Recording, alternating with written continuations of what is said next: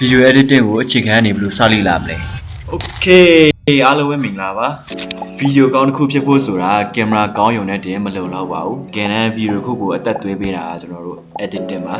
ဖုန်းတစ်လုံး computer တစ်လုံးရှိရုံနဲ့တင်ကျွန်တော်တို့ video ကောင်းတစ်ခုကိုဘယ်လိုဖန်တီးရမလဲ video editing ကို0ကနေအစဆုံးကိုယ်တိုင်ကိုကြားဘယ်လိုလေ့လာရမလဲဆိုတော့ကျွန်တော်ဒီ video ထဲမှာပြပြပေးပါမှာဖြစ်ပါတယ် Okay စလိုက်ကြအောင်ပထမဆုံးအဆင့်မှာ tool တွေ software တွေထဲကျွန်တော်တို့ရေးကြည့်တာ storytelling ပါကြည့်ရှု tool တွေကိုစိတ်ပါဝင်စားလာအောင်စိတ်လှုပ်ရှားလာအောင်ကျွန်တော်တို့ကဘယ်လိုနေရာမှာဆက်ပြီးတော့ဘယ်လိုဖြတ်ပေးရမလဲဆိုတာဒီစိတ်လှုပ်ပေးရတဲ့အလုပ်ဒါကြောင့်မလို့သူများလှုပ်ထားတဲ့ video တွေကိုကျွန်တော်တို့ကများကြည့်ပေးတာတို့စောင့်ကြည့်ပြီးတော့လေ့လာရမှာဖြစ်ပါတယ်ဒုတိယအဆင့်ကကျွန်တော်တို့ software tool ကိုရွေးချယ်တာပဲဖြစ်ပါတယ်ကျွန်တော်ဖုန်းမှာဆိုရင်တော့ဖုန်းနဲ့အလွယ်တကူလေ့လာလို့ရတယ်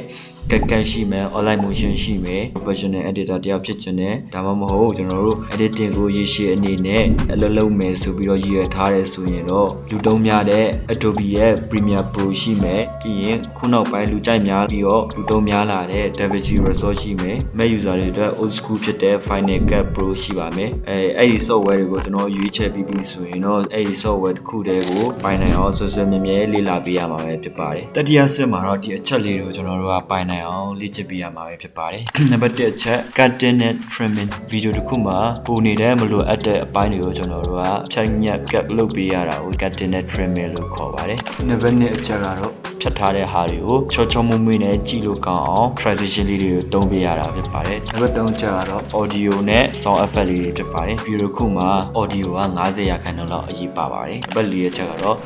text နဲ့ typography edit တွေပဲဖြစ်ပါတယ်ဟို scar တန်တွေစာသားလေးတွေထိုးပေးတာဒီမျိုး motion graphic လေးတွေထည့်ပေးတာ video တစ်ခုကိုပို့ပြီးတော့ကြည့်လို့ကောင်းလာစေပါတယ်ဘက်5ကတော့ကျွန်တော်တို့ color correction ပါ video တွေကိုကျွန်တော်တို့အရောင်လေးတွေကိုချိန်ညှိပေးရပါတယ်နောက်ဆုံးအနေနဲ့ဘက်6ကတော့ကျွန်တော်တို့အဲ့ video ကို export ထုတ်ပေးတာပဲဖြစ်ပါတယ် video တွေကို export ထုတ်တဲ့နေရာမှာ quality တွေကျမတော့အောင်ထုတ်ပေးနိုင်ဖို့ကလည်းအရေးကြီးပါတယ်စတုထစစ်ကတော့ brighten နဲ့ result ပါများ brighten လုပ်ပေးမှလင်းမြန်နဲ့တက်မြောက်သွားမှာဖြစ်ပါတယ်ကျွန်တော်တို့လေ့လာလို့အကောင်းဆုံးနေရာကတော့ YouTube ပါပဲ YouTube ကိုတွားလိုက်မယ်ဆိုရင် Premiere Pro for beginner ကတ်သုံးမယ်ဆိုရင် beginner tutorial for ကတ်ဆိုရှာပြီးတော့လေ့လာလို့ရပါတယ်အရေးကြီးဆုံးကတော့ tutorial ကိုကြည့်ရတဲ့တင်မပြီးပါဘူးအဲ့တော့ဖုန်းနဲ့ကိုယ်တိုင် video လေးတွေရိုက်ပြီးတော့ကိုယ်တိုင် edit လုပ်ကြည့်ရတယ်ပဲဖြစ်ဖြစ်ကျွန်တော်လက်တွေ့လေ့ကျင့်မှတော့ကျွန်တော်တို့တိုးတက်လာမှာပဲဖြစ်ပါတယ် video editing ဆိုတဲ့အရာတညတည်းနဲ့တက်မြောက်သွားတဲ့အရာမဟုတ်ပါဘူးစိတ်ရှည်ဖို့လိုတယ်လို့နေ့တိုင်းပုံမှန်လေ့ကျင့်ဖို့လည်းလိုပါတယ်စားလို့ခါစားမှာတော့ကျွန်တော်တို့ဘယ်သူမှပြည့်စုံနေပါဘူးကျွန်တော်စားလို့ကြည့်ဖို့ပဲလိုတာပါကဲပါဒီဗီဒီယိုရလို့ဒီလောက်ပါပဲကျွန်တော်တို့ကြည့်ရှုပြီးတဲ့ကြောက်ချစ်စီတိုင်းကိုကျေးဇူးတင်ပါတယ်ကောင်းမွန်တဲ့ဖန်တီးမှုနေ့ရက်လေးတွေဖြစ်ပါစေလို့ကျွန်တော်မျှော်လင့်ပါတယ်